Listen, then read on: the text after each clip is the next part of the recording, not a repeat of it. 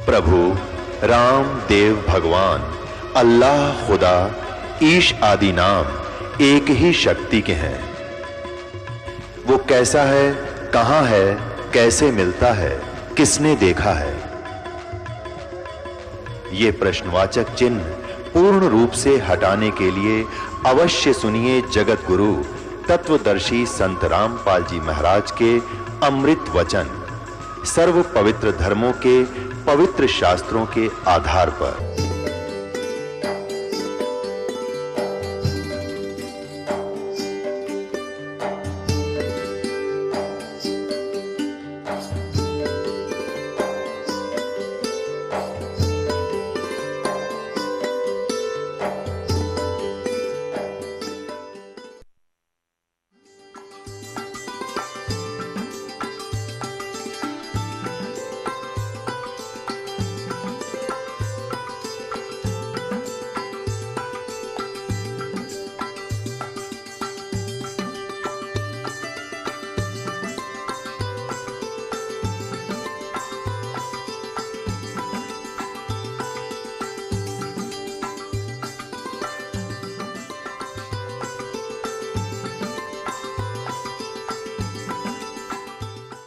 सतगुरुदेव की जय। सर्वसंगत से प्रार्थना है, सत्संग प्रारंभ हो रहा है। कृपया सत्संग स्थल पर शांतिपूर्वक विराजमान होकर के श्रद्धा से सत्संग सुने। परमेश्वर की प्यारी आत्माओं से पुनर्निवेदन है, सत्संग प्रारंभ हो रहा है। कृपया सत्संग स्थल पर शांतिपूर्वक विराजमान होकर के श्रद्धा से सत्संग सुने। सत साहिब सतगुरुदेव की जय। बंदी छोड़ कबीर परमेश्वर जी की जय। बंदी छोड़ गरीबदास जी महाराज जी की जय। स्वामी रामदेवानंद जी गुरु महाराज जी की जय।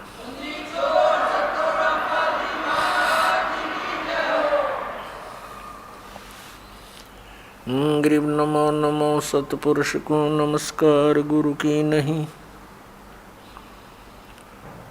सुर नर मुनि जन साधुआ संतों सर्वस्ती नहीं।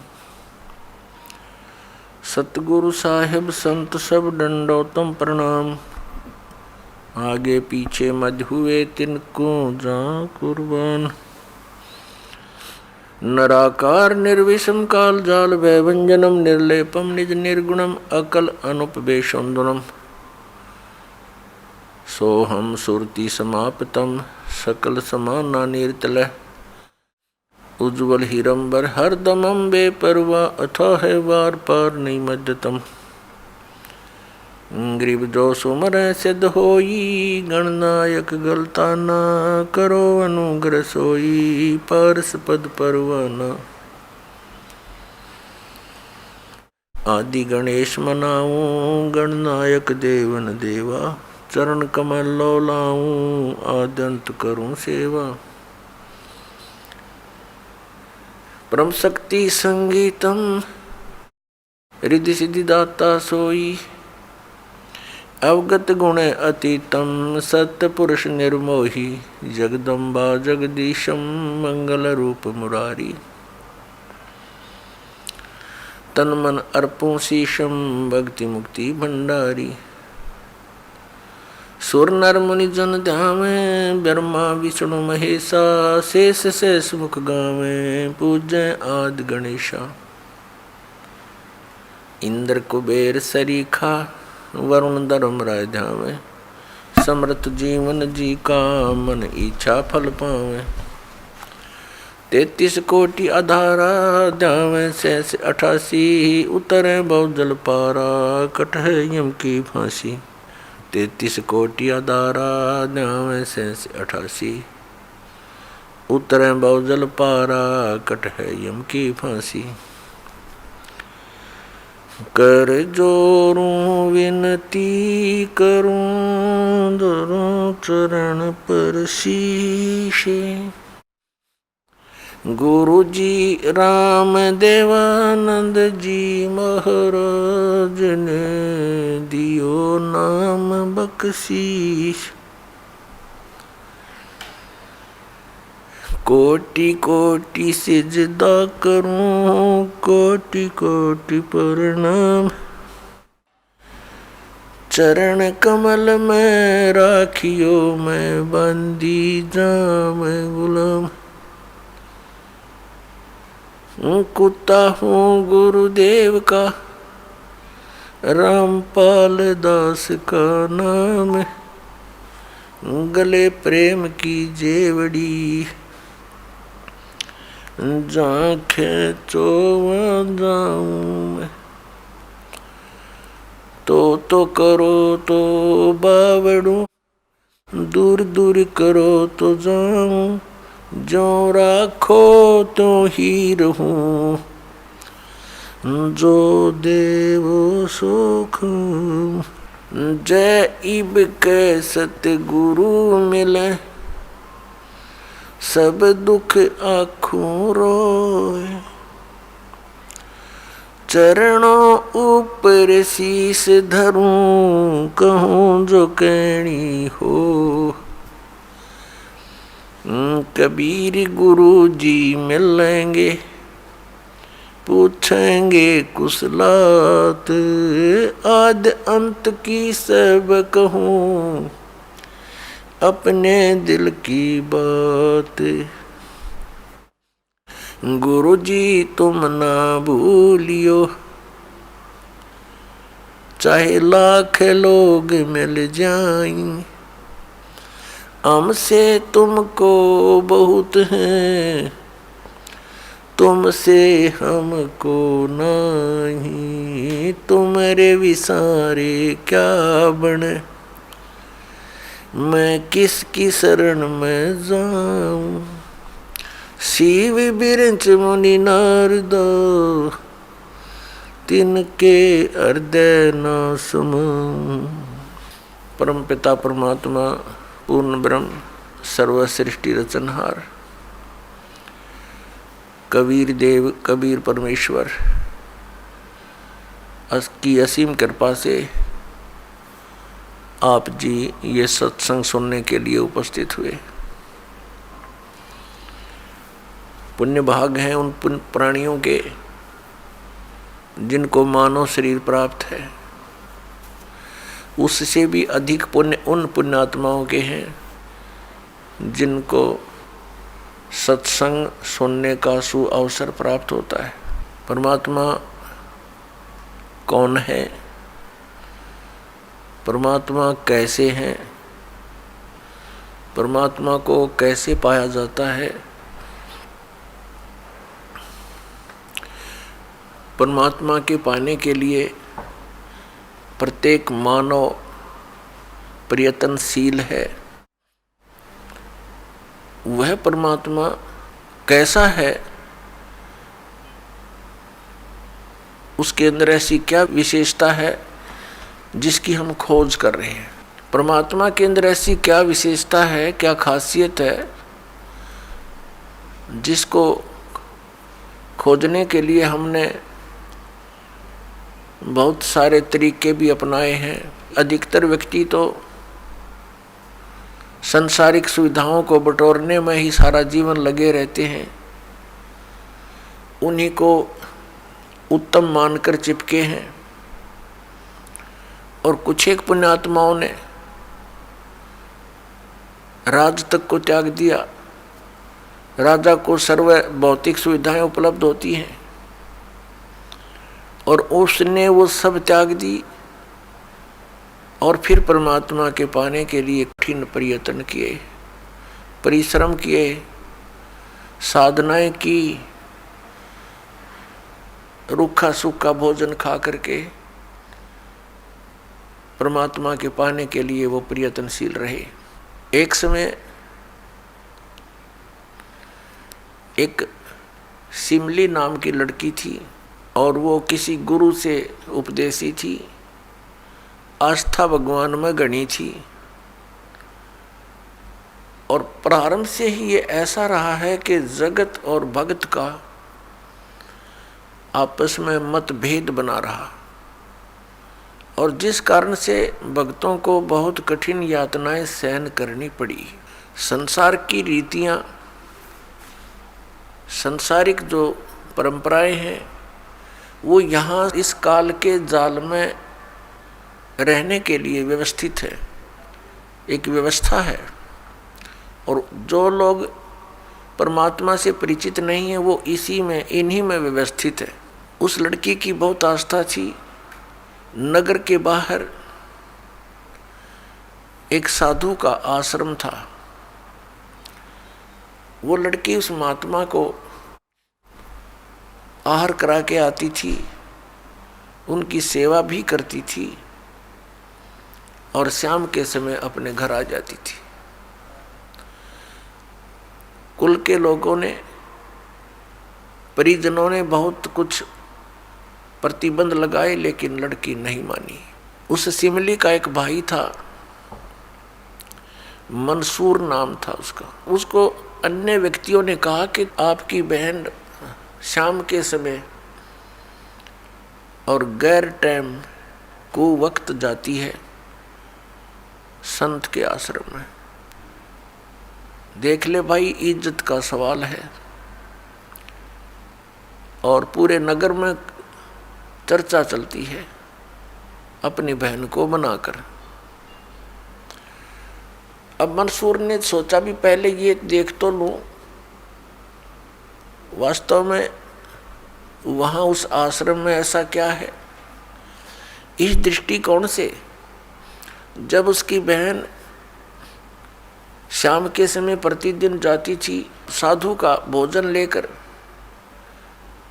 जिस दिन घरवाले भोजन नहीं देते थे तो वैसे जाती थी, उनकी सेवा कराती थी, कोई कपड़े धोआती थी, कुछ देर उनकी चरण दबा देती थी। अब मंसूर ने, भाई ने सोचा कि सीधा संत से बोलना अच्छा नहीं होता। साधु संत बड़े सहनशील होते हैं और सिद्धि युक्त होते हैं। अपराध के विषय में कुछ उठपटांग कहना हानिकारक हो सकता है। उसने क्या किया कि आश्रम के बाहर खड़ा हो गया और जैसी भी कच्ची पक्की कोई द्वार थी उसके अंदर कोई सुराख था। उस सुराख से वो देखने लगा। छोटा सा आश्रम था, को 100 गज का होगा, गणित करना 150 गज का, और उसमें एक झोंपड़ी डली हुई थी। संत जी बाहर बैठे थे, गर्मियों के दिन थे, चंद्रमा की रोशनी थी। तो उसने देखा कि लड़की ने जाके भोजन कराया महात्मा को, फिर बर्तन साफ किए, 1-2 कपड़ा धोआ, फिर महाराज जी के चरणों को दबाने लगी, सेवा करने लगी। तो क्या हुआ कि ऐसे उस महात्मा ने हाथ किया, आकाश से एक अमृत का प्याला आया। संत ने पिया, आधा उस बेटी को दिया। संत ने कहा कि बेटी, इसमें से थोड़ा सा, एक नालायक व्यक्ति खड़ा है, उसके भी मार दे एक छींट। इस सुराख के अंदर से जा और उसके भी लगा दे, थोड़ी सी कल्याण हो जा। एक नालायक व्यक्ति खड़ा है। अब उसने जाकर के, लड़की ने आदेश पालन करना था, सुराख में से ऐसे कर दिया। उसने देखा कौन है, कैसे है, तो उसके भी जीभ पर वो थोड़ा सा अमृत की छींट लगी। एकदम उसके हृदय में एक विशेष प्रेरणा हुई कि मैं बहुत पापी हूँ, मैं नीच हूँ, और ऐसे पाक साफ महापुरुष के विषय में मेरे मन में दोष आया। रोता हुआ आश्रम के अंदर प्रवेश हुआ और कहा, महाराज मुझ पापी का भी उद्धार हो सकता है। मैंने आपके बारे में बहुत गलत सोचा। उस संत ने कहा, बेटा जब तक बोध नहीं होता, ज्ञान नहीं होता, तब तक प्राणी के ऐसे अपराध अक्षमा करने योग्य होते हैं। और बेटा कोई जानबूझ कर करोगे, दीक्षा उपदेश लेने के बाद आपके मन में ऐसा संत के गुरु के प्रति दोष आता है, तो फिर आप पाप के भागी भारी बन जाओगे। काफ़ी देर सत्संग सुनाया, प्रतिदिन वो भक्त अपनी बहन के साथ दिल्ली आने लग गया। खूब सत्संग सुना, दोनों बहन भाई मिलकर सेवा करते थे।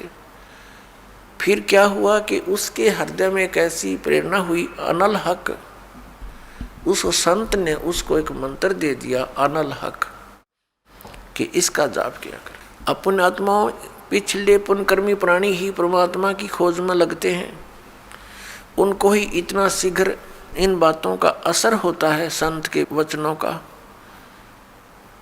तो महान पुण्यात्माओं में से एक था मंसूर, और संत की कृपा से उसके पिछले पुण्य स्टार्ट हो जाते हैं, उदय हो जाते हैं, और वो प्रेरित होकर के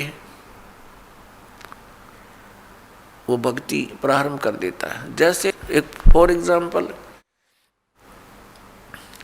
जैसे कोई कटोरी में घी डाल रखा है, उसमें एक ज्योति भी रखी है, और वो ज्योति जला रखी थी, बुझ गई, घी भी है उसके अंदर, बनी बनाई बाती भी उपलब्ध है, एक सीख लगाने की आवश्यकता है, वो जग जाएगी।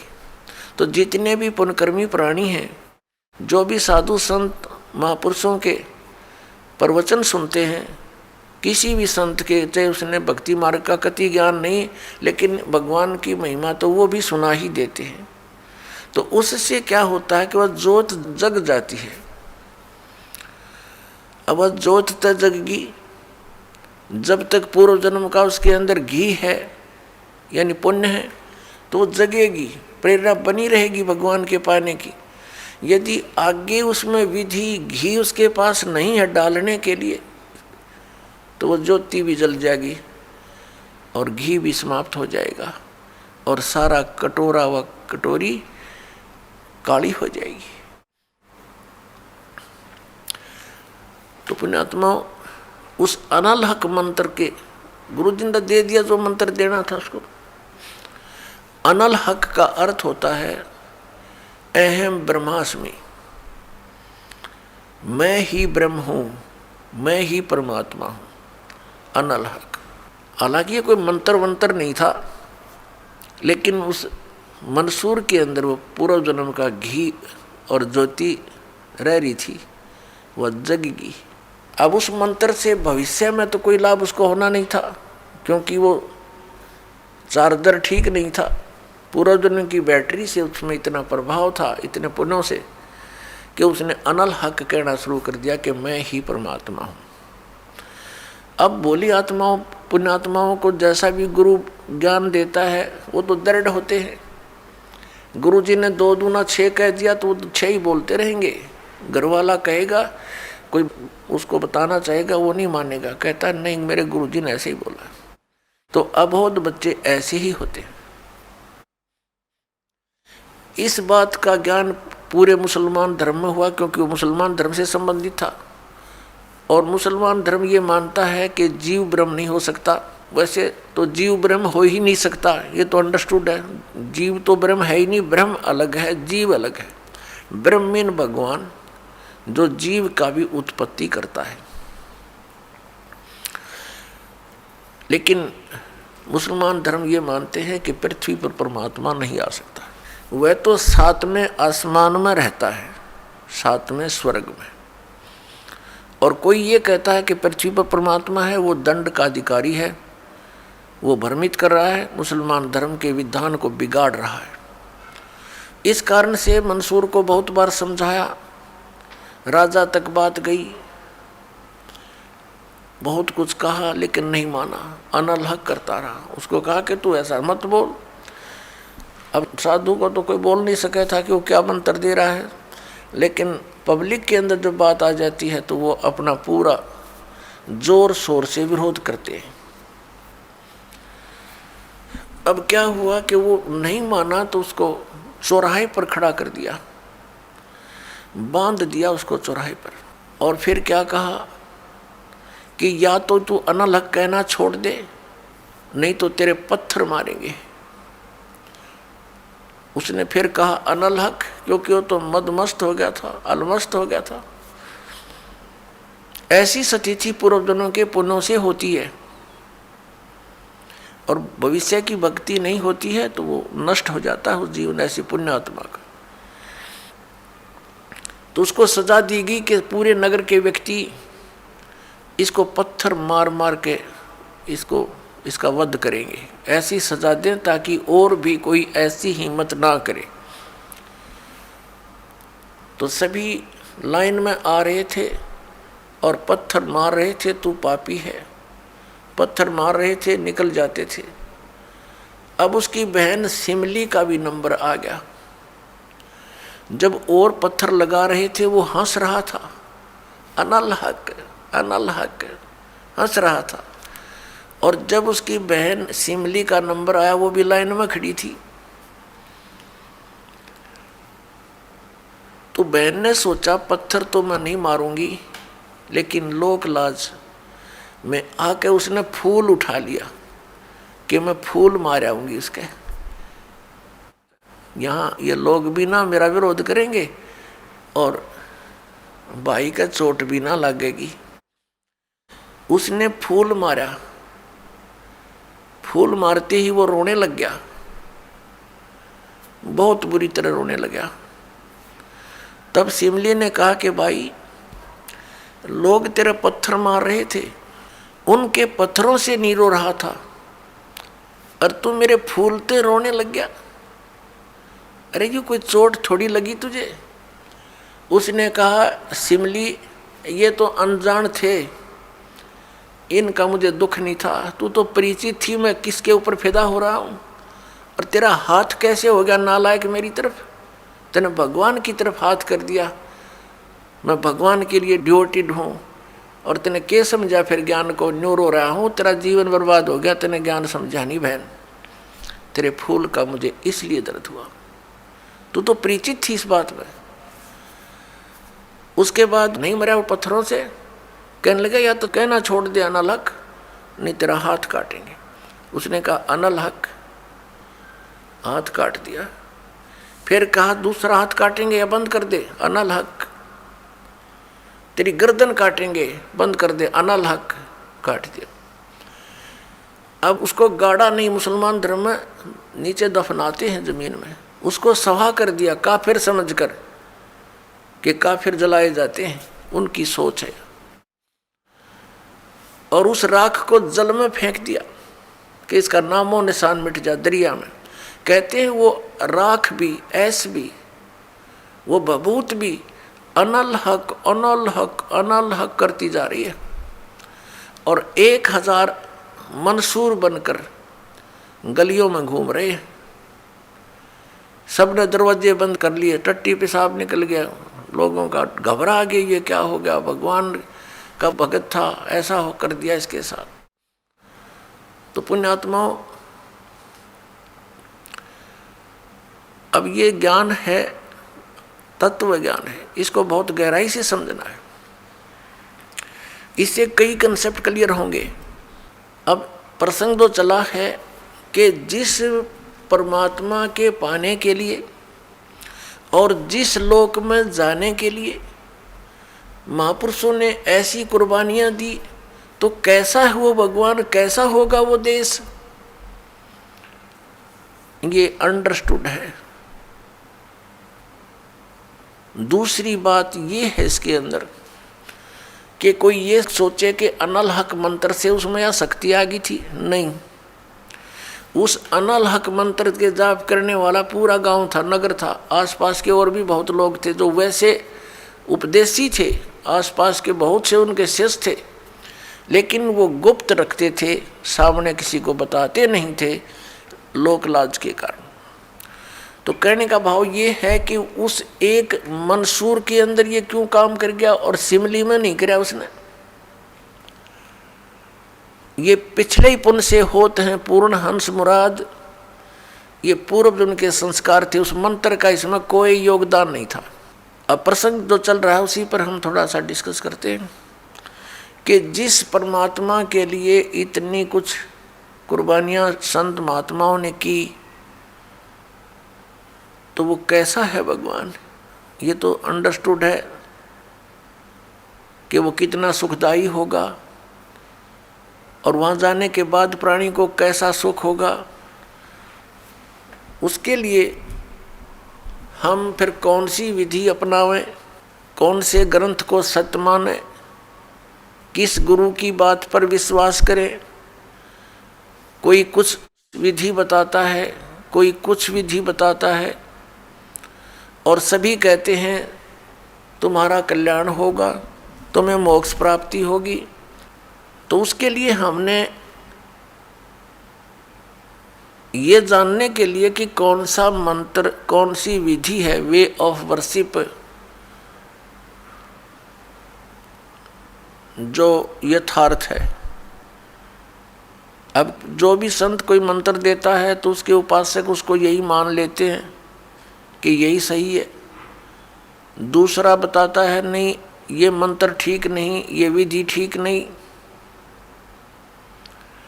तीसरा कहता नहीं ये हमारे गुरुजी ने ऐसे बताया है, ये सही है। इसका निर्णय कैसे हो? जैसे किसी अपराध के ऊपर कुछ अधिवक्ता, एडवोकेट आपस में डिस्कस करते हैं। एक कहता है इस अपराध के ऊपर ये धारा लगेगी, दूसरा कहता नहीं इसकी ये धारा बनती है, इसका ऑफेंस इस धारा के अंतर्गत है, तीसरा कहता नहीं इसके ऊपर ये अन्य धारा लगेगी। तो उन तीनों का फैसला कहाँ होगा कि कौन सी धारा के अंतर्गत ये ऑफेंस है? वो संविधान के अंदर देखा जाएगा, और संविधान के अंदर जो लिखा है वो फाइनल है। वो धारा उसी के अंतर्गत वो ऑफेंस है, तो उसके ऊपर वही धारा होगी, और उसी के आधार पर उस पर कार्रवाई कोर्ट में होगी। वो सही है। ठीक इसी प्रकार हमारे पवित्र जो शास्त्र हैं, सदग्रंथ हैं, ये सभी शास्त्र हैं जैसे पवित्र पांचों वेद। चार वेद तो ये वेल नोन है, ऋग्वेद, सामवेद, यजुर्वेद, अथर्ववेद। एक पांचवा वेद है, वो स्वयं परमेश्वर के द्वारा अपने मुख कमल से बोला जाता है। प्रत्येक युग में परमात्मा अपने उस तीसरे मुक्ति धाम से यानी सतलोक से चलकर आते हैं और अपने मुख कमल से उस यथार्थ ज्ञान पांचवें वेद को बोलते हैं। वो लिपिबद्ध कर लिया जाता है, वो पांचवा वेद होता है। वो कबीर वाणी है, वो परमेश्वर के मुख कमल से निकली सच्चिदानंद घन ब्रह्म की वाणी है। गीता जी अध्याय नंबर 4 के श्लोक नंबर 32 में गीता ज्ञानदाता कहता है कि अर्जुन, जो विधि साधनाएं आपने गीता अध्याय नंबर 25 के श्लोक 31 तक सुनी, कोई कैसी साधना करता है, कोई हठ योग करता है, कोई स्वाध्याय ही करता रहता है, कोई अन्य देवताओं की पूजा करता है, कोई कठिन घोर तप करता है, कोई अहिंसावादी है जैसे मुख पर पट्टी बांध कर नंगे पैरों घूमना, कोई केवल योग अभ्यास हठ योग करके समाधिस्थ होने की चेष्टा करता है, कोई प्राण अपान की क्रियाएं करता रहता है, कोई श्वासों को बाहर निकलते अंदर जाते देखता रहता है। इस प्रकार से सभी साधक अपनी अपनी साधनाओं को वो पाप नाश करने वाली जानते हैं, मोक्षदायक मानते हैं। यदि वो इनको गलत मान ले तो इनको छोड़ दे, क्योंकि भिन्न भिन्न साधनाएं और सभी कर रहे हैं और पाना एक परमात्मा को, तो ऐसा कभी नहीं हो सकता। उस परमात्मा के पाने की एक ही विधि है जो हमारे सदग्रंथों में विद्यमान है। तो उसके बाद बताया है कि ये सभी इस प्रकार के यज्ञ यानी धार्मिक अनुष्ठानों की जानकारी विस्तार के साथ ये चौथे अध्याय के 32वें श्लोक में श्रीमद् भगवत गीता जी में लिखा है कि इस प्रकार के धार्मिक यज्ञों की जानकारी, यज्ञ माने धार्मिक अनुष्ठानों की जानकारी सच्चिदानंद घन ब्रह्म यानी ब्रह्मणे मुखे सच्चिदानंद घन ब्रह्म की वाणी में विस्तार के साथ कही गई है।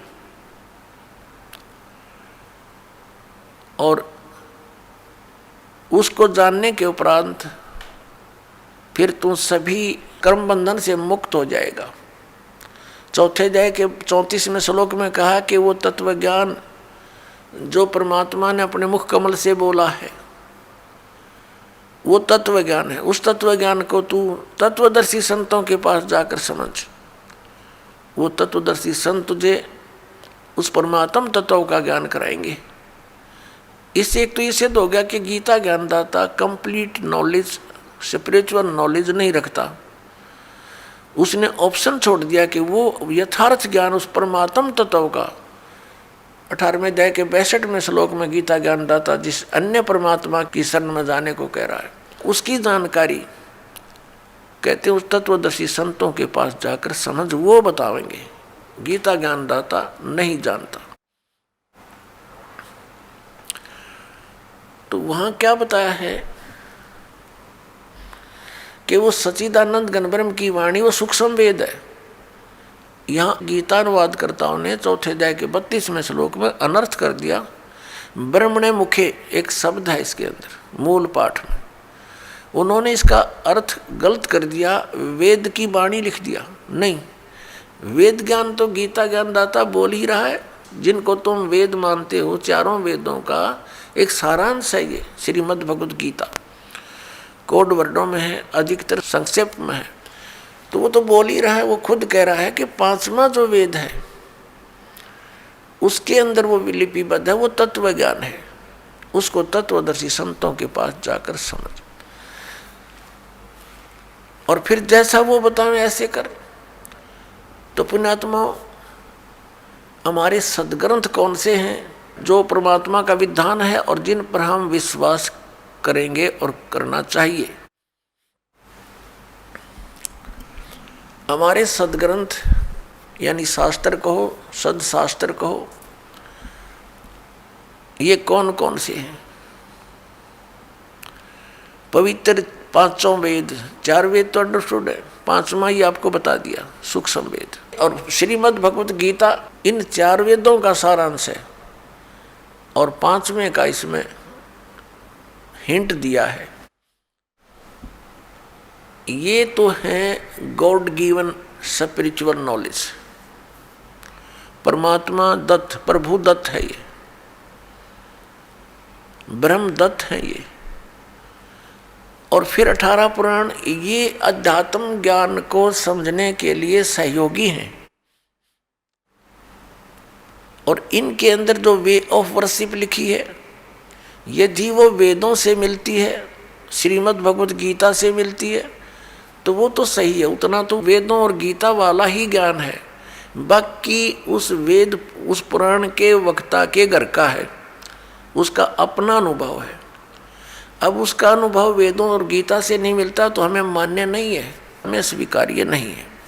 क्योंकि पुराण कौन है, पुराण क्या है? ये श्री ब्रह्मा जी ने बोला ज्ञान है। ये 4 वेद, ऋग्वेद, सामवेद, यजुर्वेद, अथर्ववेद, ये 4 वेद ब्रह्म ने अपने पुत्र रजगुण ब्रह्मा जी को दिए थे। और ये 5 वेद, ये सूक्ष्म वेद सहित ये 5 वेद पूर्ण परमात्मा ने, सत्य पुरुष ने, परम अक्षर ब्रह्म ने इस ब्रह्म के अंदर, ज्योति निरंजन के अंदर फीड कर दिए थे। और उसमें टाइम फिक्स कर दिया था कि इतने समय के उपरांत ये सब तय इसकी श्वासों से बाहर आएंगे। जैसे कोई मादा है, गाय भैंस है, वो नए दूध होती है गर्भ धारण करती है, समय आने पर बच्चा ऑटोमेटिकली बाहर आ जाता है। तो ऐसी सतिथि परमात्मा ने, पूर्ण ब्रह्म ने हमारे लिए की थी कि ये बच्चे भगवान को भूल ना जाएं, परमात्मा की भक्ति करेंगे इन वेदों अनुसार तो इनको बहुत लाभ होगा, इन पर आपत्तियां नहीं आएंगी, कष्ट नहीं आएंगे। ये गलती से काल के साथ चले गए हैं। वो पांचों वेद जब इसके श्वासों के द्वारा, ब्रह्म के श्वासों के द्वारा निकले तो इसने उनमें देखा कैसा ज्ञान है भगवान ने दिया है। तो उसने वेदों को पढ़ा तो पांचवा वेद था, उसमें सारांश था, चारों वेदों का निष्कर्ष था और पूर्ण परमात्मा की जानकारी और उसकी वे ऑफ वर्शिप, पूजा की विधि भी लिखी थी। वो घबरा गया कि इन प्राणियों को जो मेरे अंतर्गत आगे हैं, इनको यदि पूर्ण परमात्मा का और वहाँ के सुख का ज्ञान हो गया तो ये सब भाग जाएंगी ऐसी साधना करके। इसलिए इसने उस पांचवें वेद को नष्ट कर दिया। 4 वेद दे दिए जिनमें गोलमोल ज्ञान है। गोलमोल का अर्थ क्या है, भावार्थ क्या है कि इसमें महिमा तो है परम अक्षर ब्रह्म की और केवल पूजा की विधि है ब्रह्म तक की। जैसे यजुर्वेद अध्याय नंबर 40 के मंत्र नंबर 15 में लिखा है कि ओम कर्तु समर किलबे समर कर्तुम समर। ओम नाम का जाप काम करते करते सिमरण करो, विशेष कसक के साथ सिमरण करो, श्रद्धा के साथ, पूरी आस्था के साथ, और मनुष्य जीवन का मूल कार्य जानकर ओम नाम का स्मरण करो। ये ओम नाम ब्रह्म का और महिमा इसमें बता रखी है। परम अक्षर ब्रह्म है जिसकी पूजा से पूर्ण मोक्ष होता है, उसके ऐसे चिन्ह हैं, वो ऐसी लीला करता है। अपने आत्मा दास के सत्संग में मुख्य तौर पर 3 ब्रह्म होते हैं, 3 ब्रह्म यानी 3 प्रभु, 3 पुरुष। एक सरब्रह्म, एक अक्षर ब्रह्म, एक परम अक्षर ब्रह्म। दूसरे शब्दों में एक सरपुरुष, एक अक्षर पुरुष और एक परम अक्षर पुरुष। तीसरे शब्दों में ईश्वर, परमेश्वर। ये 3 मुख्य प्रभु हैं। मुख्य तो वैसे एक है, लेकिन हमारे सदग्रंथों में जो विशेष ज्ञान दिया है इन तीनों के विषय में। और इसके पश्चात 3 प्रभु और माने हैं, रजगुण श्री ब्रह्मा जी, सतगुण श्री विष्णु जी और तमगुण श्री शंकर जी, और आदि शक्ति प्रकृति देवी ये दुर्गा है। इनके बाद फिर बहुत से देवता हैं जो भगवान की भक्ति करके ही कुछ उन्होंने अपने टायर में हवा भर ली, यानी परमात्मा की कुछ भक्ति संग्रहित करके, और वो कुछ सिद्धि युक्त हो करके अन्य प्राणियों से श्रेष्ठ बने दिखाई देते हैं, वो भी देवता हैं। यानी श्री ब्रह्मा जी, रजगुण श्री विष्णु, सतगुण श्री शिव जी, तमोगुण ये अन्य देवताओं में हैं। और ये हमारे इस तत्व ज्ञान के अंदर मुख्य तौर पर प्रभु नहीं गिने जाते। दूसरे शब्दों में दास कहे कि ये भगवान नहीं है, ये ईश नहीं है, स्वामी नहीं है, भगवान नहीं है। तो ये बात जनसाधारण के गले उतरे नहीं, विशेषकर पवित्र हिंदू समाज के पुण्यकर्मी प्राणियों के, क्योंकि हमारे धर्मगुरुओं ने हमें उल्टा पाठ पढ़ा दिया। और एक दिन से नहीं, हजारों वर्षों से यही पाठ हम सुनते आ रहे हैं कि ब्रह्मा विष्णु महेश सर्वेश्वर हैं, इनका कोई जन्म मृत्यु नहीं होता, इनकी कोई माता पिता नहीं है, ये स्वयंभू है।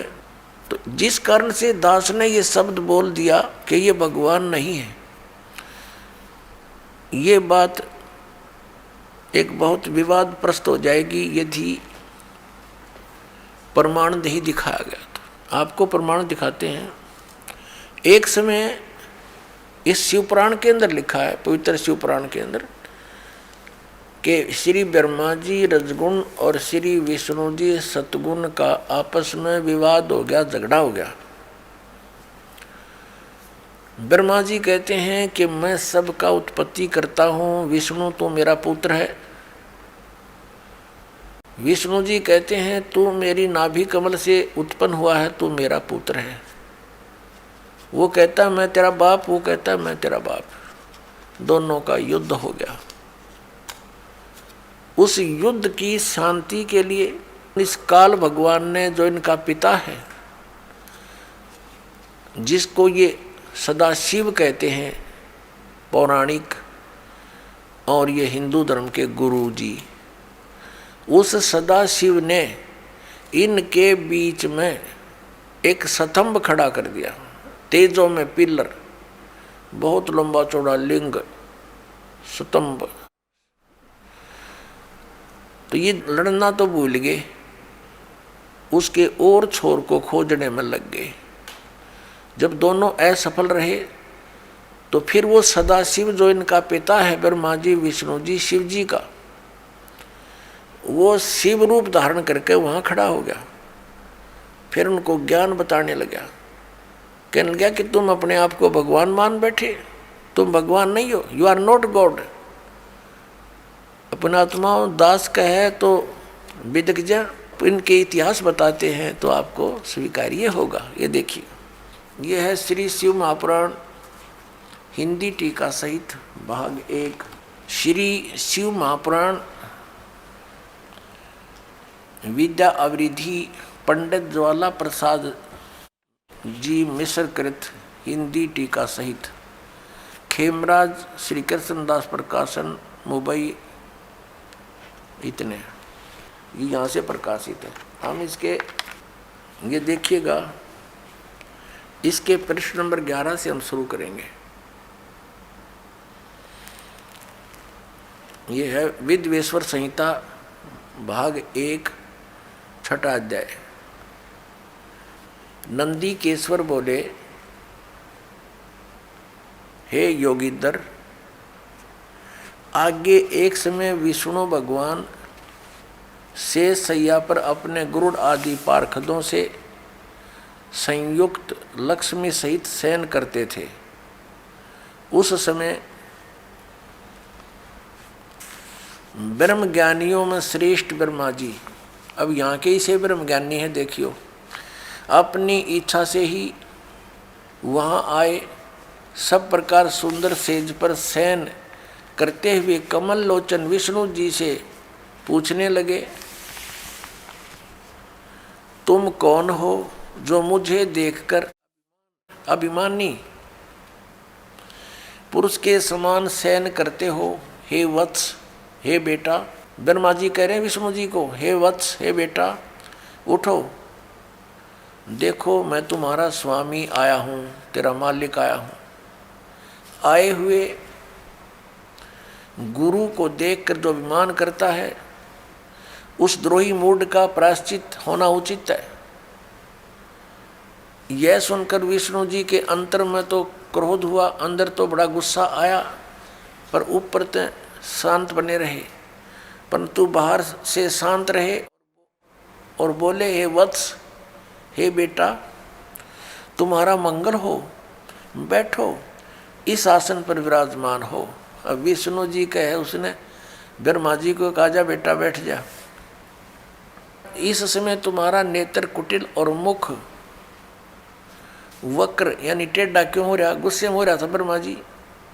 ब्रह्मा जी बोले, हे वत्स, हे बेटा विष्णु, तुमको समय के प्रभाव से अभिमान है। हे पुत्र, मैं तुम्हारा रक्षक और जगत का पिता मैं हूँ। विष्णु जी बोले, यह तो सब जगत मुझ में स्थित है, तुम चोर के समान किस प्रकार अपना कहते हो? तुम मेरी नाभि कमल से उत्पन्न हुए हो, इससे मेरे पुत्र हो, मुझे पुत्र कहना सर्वथा व्यर्थ है। नंदीकेश्वर बोले, इस प्रकार ब्रह्मा विष्णु दोनों ही रजोगुण से मुग्ध होकर विवाद करने लगे।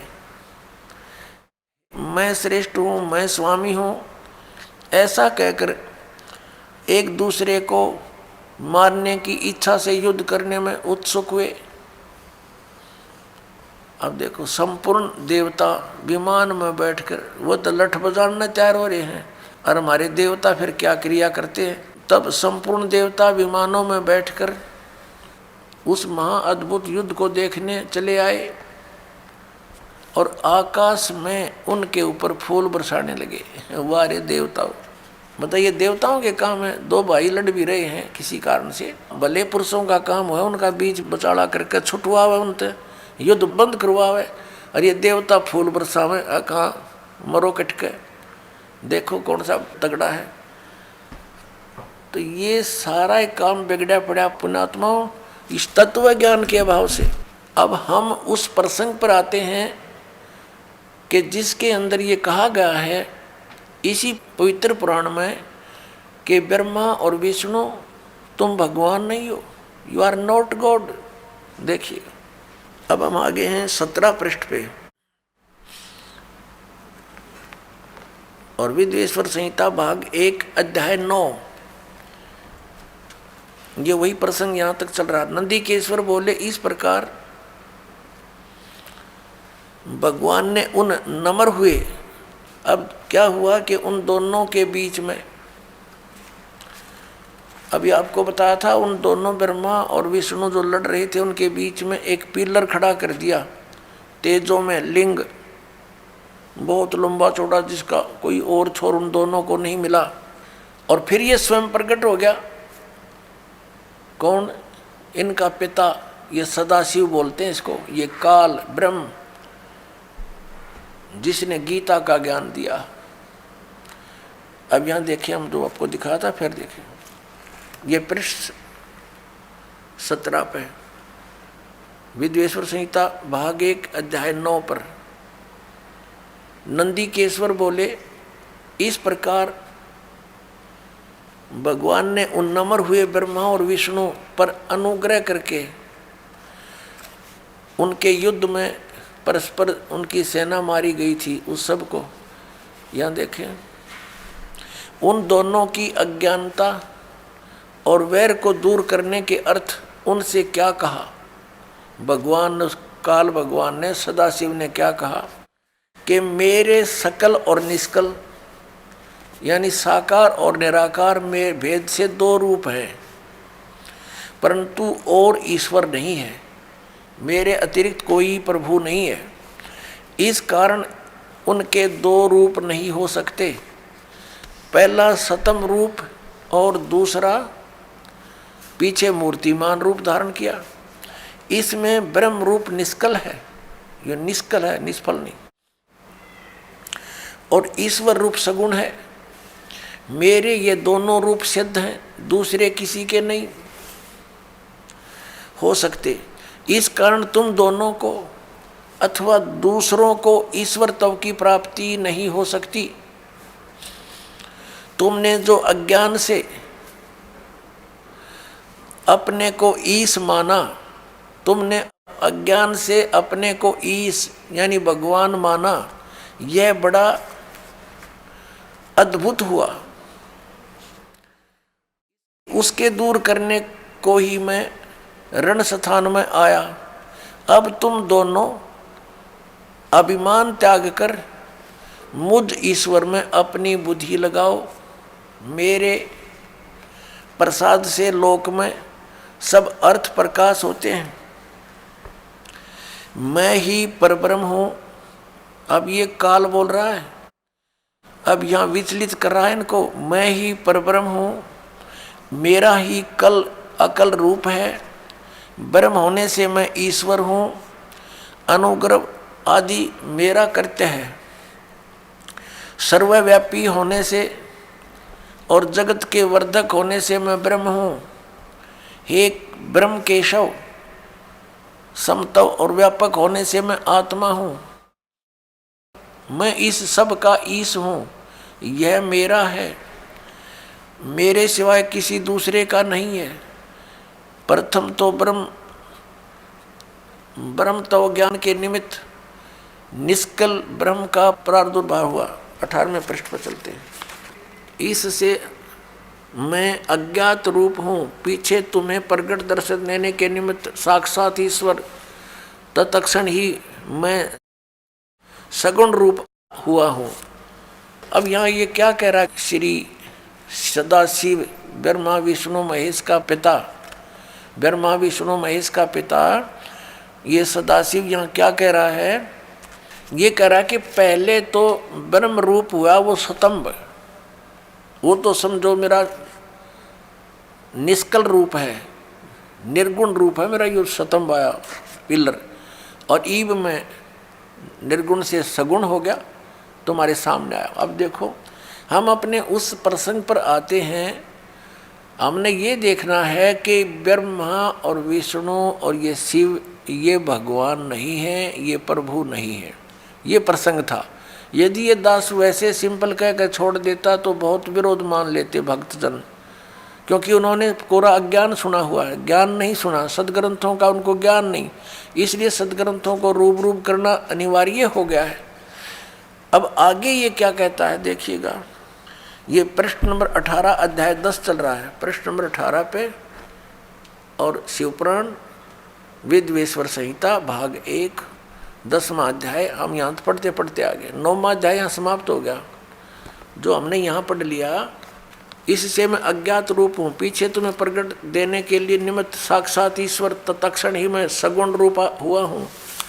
अब यहाँ नीचे आ जाएंगे इसके। इति श्री शिव महापुराणे विद्वेश्वर संहिता भाषा टीकायाम 9वां अध्याय, ये 9वां अध्याय इति हो गया, समाप्त हुआ। अब 10वां शुरू हो गया, ये 10वां। अब हम यहाँ 10वें में पढ़ रहे हैं नीचे। हे पुत्रों, ब्रह्मा और विष्णु को इनका पिता वो सदाशिव काल कह रहा, हे पुत्रों, यह कृत आपने तप से प्राप्त किया है, जो कि सृष्टि की उत्पत्ति और पालन कहता है, सो मैंने प्रसन्न होकर तुम्हें दिया है। इसी प्रकार दूसरे 2 कृत रुद्र और महेश्वर को प्रदान किए हैं। अब देखो, जो दास सिद्ध करना चाहता है, एक तो ब्रह्मा और विष्णु और फिर रुद्र और महेश्वर, ये 4, इनसे 5वां है यू सदाशिव, जो ब्रह्मा विष्णु महेश जी के पिताजी हैं। और इनकी माता कौन है? वो दुर्गा है, वो भी दिखाएंगे आपको सदग्रंथ में, देवी पुराण के अंदर दिखाएंगे। अब यहाँ देखिएगा, यहाँ स्पष्ट हो गया कि ऊपर तो इन दोनों के विषय में बोला, हे पुत्रों, यह कृत आपने तब से प्राप्त किया है, जो कि सृष्टि उत्पत्ति और पालन कहता है। इन दोनों का ये जॉब है, मैंने प्रसन्न होकर तुम्हें दिया। देखो, हींग लगी ना फटकड़ी इसकी। तब तो कह रहा है कि तुमने तप किए, घोर तप किए। इसमें लिखा है कि विष्णु जी ने 12,000 वर्ष तक घोर तप किया, ब्रह्मा जी ने इतने वर्ष तक तप किया। तो कहता है इस तप के बदले में मैंने खुश होकर तुम्हें दिया है। बता, इन की भलाई इन्हीं को सौंप दी। अपनी तरफ से क्या दिया इसने?